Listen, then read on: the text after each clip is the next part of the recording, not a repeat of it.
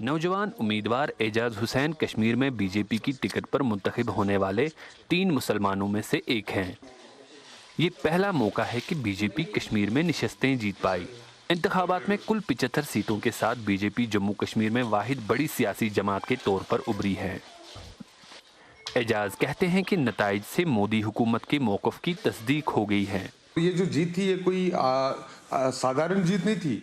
आप देखिए ना, PHD जो अलायंस बना था वो 7 पार्टियों का अलायंस बना था और उसके खिलाफ हम लोग लड़ रहे थे। People have accepted the change, they want with India and they are happy with, they just want one thing, they need development over here. Jammu Kashmir के 20 अजला की तरक्याती काउंसिलों की 280 निशस्तों पर नवंबर और दिसंबर के दौरान इंतखाबात हुए। सबसे ज्यादा निशस्तें People's Alliance for Gupkar Declaration ने हासिल की। ये 7 ऐसी जमातों का इतिहाद है जो कश्मीर की खुसूसी आईनी हैसियत की बहाली चाहती है। इतिहाद ने नताइज को मोदी हुकूमत के इक़दामात के खिलाफ अवामी रेफरेंडम करार दिया है। Democracy is not only about fighting elections.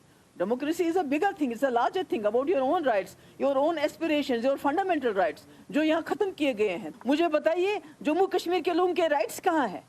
अगर आप मामूली प्रोटेस्ट करते हो तो आपको जेल में ले जाते हैं। जहां मुस्लिम अक्सरियती कश्मीर में बीजेपी को 3 निशस्तें मिलना अहम माना जा रहा है, वहीं हिंदू अक्सरियती इलाके जम्मू में 140 में से 72 सीटों पर इसकी जीत को तवक्का से कम करार दिया जा रहा है। और ये पहली बार है कि वो ऐसी मेजॉरिटी नहीं हासिल कर सकी।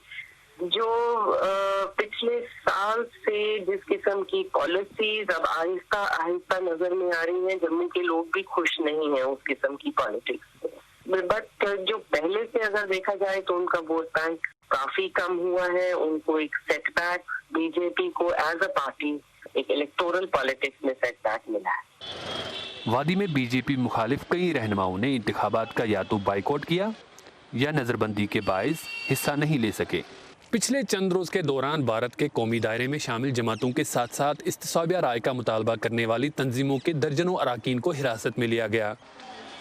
तज्जियाकार गौहर गिलानी कहते हैं कि इंतखाबी कामयाबी के बावजूद गुपकार अलायंस के लिए कोई बड़ी तब्दीली लाना शायद मुमकिन ना हो। जो अब ये अलायंस बना है, अगर ये उस चीज़ पे कायम रहेंगे जो उन्होंने लोगों से, जो लोग वोटिंग में बिलीव करते हैं, उनको जो वादे किए हैं, अगर वो उस बात पे कायम रहते हैं तो वो एक जमहूरी तरीके से अपनी बात रखने में कामयाब हो जाएंगे। लेकिन इससे कतन ये मतलब नहीं है कि DDC में कामयाबी हासिल करके वो कश्मीर की तकदीर बदल सकते हैं। 1.5 साल के तातुल के बाद कश्मीर में सियासी बर्फ तो पिघली है, मगर अब वोटर्स ये जानने के लिए मुंतज़िर हैं कि इनके मुंतखब करदा नुमाइंदे इनके लिए क्या कर पाते हैं। ज़ुबैर डार, वॉइस ऑफ अमेरिका, श्रीनगर।